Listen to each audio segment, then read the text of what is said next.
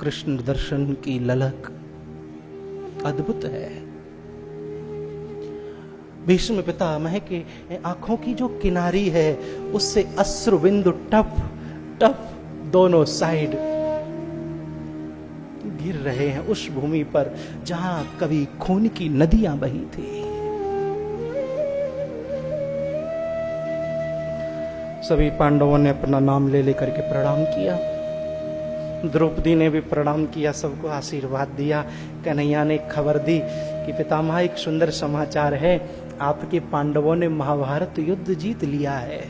प्रसन्न हुए और मैं चाहता हूं कि आप इन्हें उपदेश करें। इस संसार का सबसे बड़ा शिक्षालय प्रेमी वृद्ध होता है।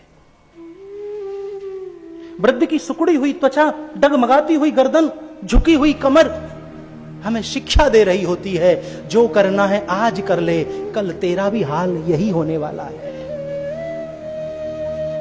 उगते हुए सूरज की डूबती हुई कहानी का बोध एक वृद्ध जन को देख करके होता है। इसलिए मैं अपने युवान साथियों से प्रार्थना करता हूं, वृद्धों के पास बैठा करो इनके पास, इनके अनुभव लो। इस देश का सबसे बड़ा शिक्षालय, विश्व का, देश का नहीं, वृद्ध है। पितामह ने कृष्ण के कहने पर उपदेश यहां दिया है। कहते हैं, देखो पांडवों, तन मन धन इन तीन चीज की पवित्रता रखना। तन की पवित्रता सेवा करने से है। लाइफ बॉय या आदि सादी जो साबुन शैम्पू चल रहे हैं, इनसे तन की पवित्रता नहीं है। फेशियल करने से या ब्लीच करने से, मसाज करने से नहीं महाराज, तन की पवित्रता नहीं है। तन की पवित्रता सेवा करने से है। और मैं प्रार्थना करूं साहब, माता पिता की सेवा के लिए और पत्नी से प्रेम करने के लिए नौकर नहीं रखे जाते। खुद सेवा करो साहब इनके आशीष लो, इनकी दुआएं लो साहब। इन बूढ़ी आंखों में कभी कभी दर्पण की तरह अपना चेहरा देखा करो। माता पिता की जिसने सेवा की साहब, उसके जीवन में मेवा ही मेवा है, आनंद ही आनंद है।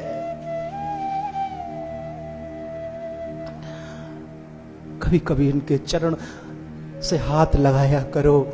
इनका वृद्ध हाथ, कप कपाता हुआ हाथ जब तुम्हारे मस्तक पर रखेगा साहब, तुम्हें सारी दुनिया की जन्नत नसीब हो जाएगी। इनके आशीष लो, इनकी सेवा करो। मेरी माता बहनों, सास ससुर की सेवा करो। तन की पवित्रता सेवा करने से है। धन की पवित्रता मेरे भाई बहन बैंक अकाउंट में इकट्ठा करने से नहीं है ना। बैंक अकाउंट में इकट्ठा करने से धन की पवित्रता नहीं, धन की पवित्रता दान करने से है।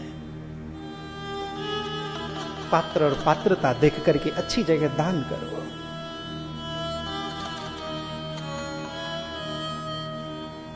मन की पवित्रता दिया बाती या साथ निभाना, साथिया, ऐसे नाटकों को देखने से नहीं है। मन की पवित्रता हरि के भजन करने से है। ए मेरे भाई बहन, ये मानव शरीर बार बार नहीं मिलेगा। भजन करो, भजन।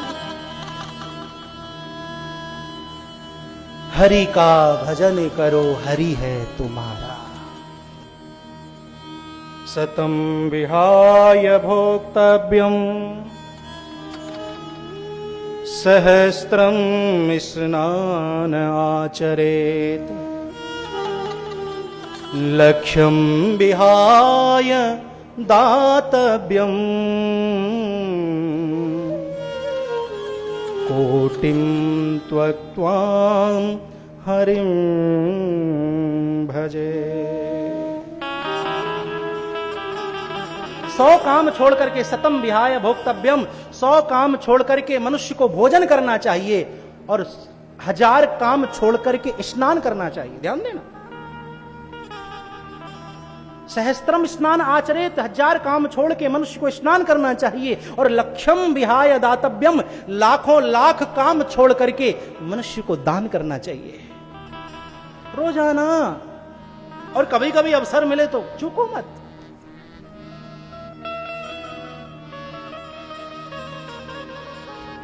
लाख काम छोड़ करके मनुष्य को दान करना चाहिए। और करोड़ों करोड़ों काम छोड़ करके कोटिम तुक्पाम हरिम भजेत, करोड़ों काम छोड़ करके मनुष्य को हरि का भजन करना चाहिए।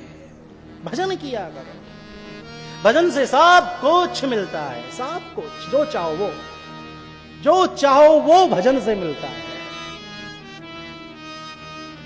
और मैं साफ कहूं, भजन आप कर पाओ अच्छी बात है, लेकिन अनुभव हम कहें साहब, भजनानंदी मनुष्य के साथ बैठने से मनुष्य का प्रारब्ध बदल जाता है।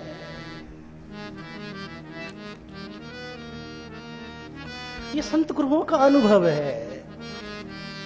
भजनानंदी मनुष्य का आप साथ करोगे, प्रारब्ध बदल जाएगा।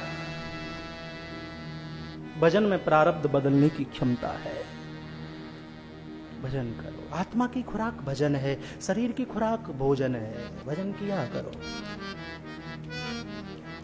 पांडवों देखो, 3 चीज याद रखना। शत्रु शरण में आ जाए तो क्षमा कर देना, अतिथि का सदा सत्कार करना, और आंखों के सामने कभी भी कोई गलत कर्म होते हुए मत देखना। जब ये बात कही ना, उस समय द्रौपदी वहीं बैठी थी, और माताएं अपने साथ में घटी हुई घटना को भूलती नहीं है। हंस गई। पितामह ने पूछा, बेटा क्यों हंसी आई?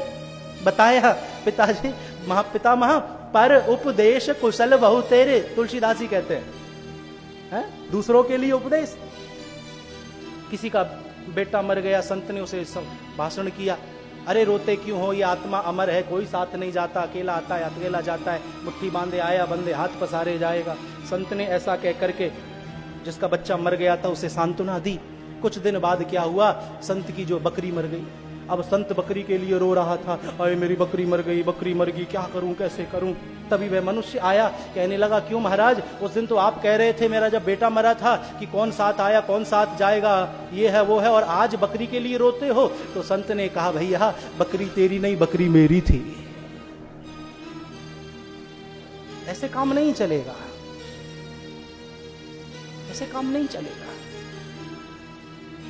सरलता हमें दूसरे की पसंद है तो हम भी सरल बने साहब। और मैं सत्य कहूं, सरलता से सब कुछ मिलता है।